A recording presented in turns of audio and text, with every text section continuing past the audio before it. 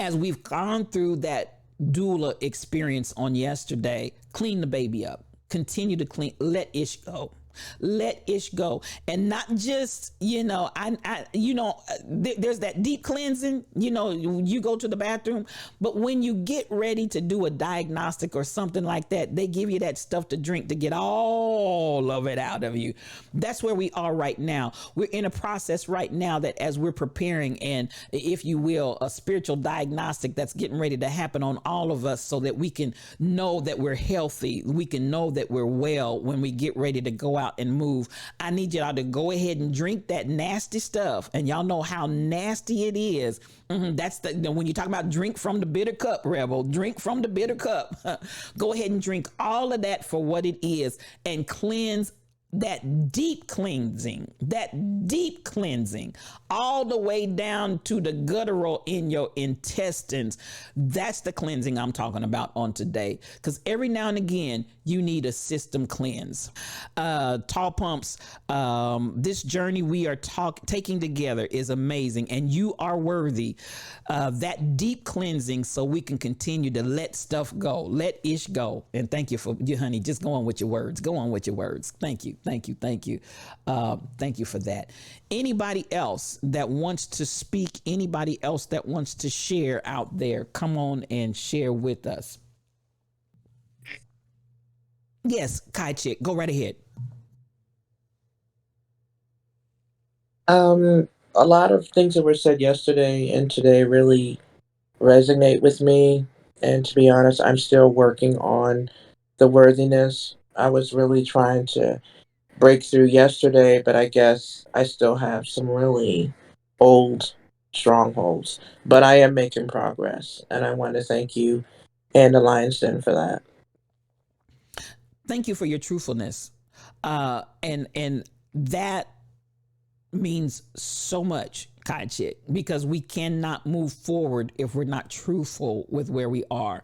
And I think that's the place. That's it. I love it, Den Darn. So much applause for you being bold enough to speak your truth. Sometimes we can feel compelled in situations and setting like this where we almost, I'm gonna say lie. We have to lie and try to make it sound like, oh, I did it and I'm done. No, thank you for saying I'm still working through it. This is still an area. And it reminds me of a passage that says, I believe, help my unbelief. And that's what, when we talk about, there are areas where we are on, we are on it. We are on it. We are on it. But then there are areas where we still have unbelief. There are areas, and when I say unbelief, I'm saying we still have stuff that we're working through. So it's that truthfulness of I believe, but help where I don't believe. It's that truthfulness of saying I'm coming into a place of understanding that I'm worthy, but I still have areas where I'm recognizing I still have to work on that, rather than to do this all encompassing lie that I'm 100% better right now and speak those things that be not as though they are. I have no problem with that, but you still have to deal with truth. And I think this is where the problem has been really a holdup in past experience of spirituality as we've known it. And notice I didn't say church. Notice I didn't say religion. I'm talking about spirituality. Past spirituality has been very much a scenario where we got to come out with my super cape, come out with my superpowers, and pretend as if I am just absolutely positively in no way, shape, or form touched by any of this stuff that's going on, in my life, when you know full well I'm impacted, I'm wounded, I'm hurting. And this is where, thank you for the transparency, because there is a word from the sacred text of the Bible that says, confess your faults one to another and pray ye one for the other that you might be healed. And this is a place because it hasn't been safe. This is a place because it hasn't been comfortable and where you weren't going to get the beat down and people hollering and screaming at you and telling you all this negativity.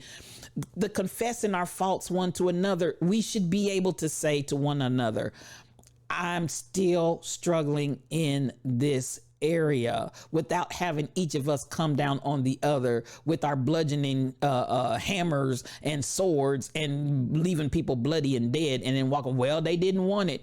They wanted it, but we didn't have the patience. We didn't have the care, the kindness, the concern to love somebody through it.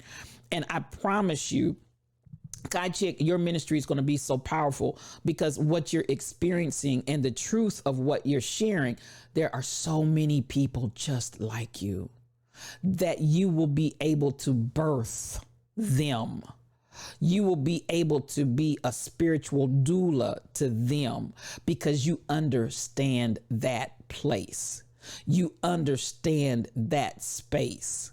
You understand how to come with the grace. You understand how to come with the kindness and the understanding to be able to help the baby be born instead of aborting and killing the baby on site at birth. So please understand, even this journey that you're on, thank you for the truthfulness, but you are worthy. And you will come to the totality of it. It's a process. Just like I said, it's a process. For so long, we have not dealt with situations. We have not dealt with truth as a process. We want to do one and done, all of this today, and then tomorrow it's like, oh, no, it's a process. And so I appreciate you for sharing that. Thank you so much. And I applaud you too.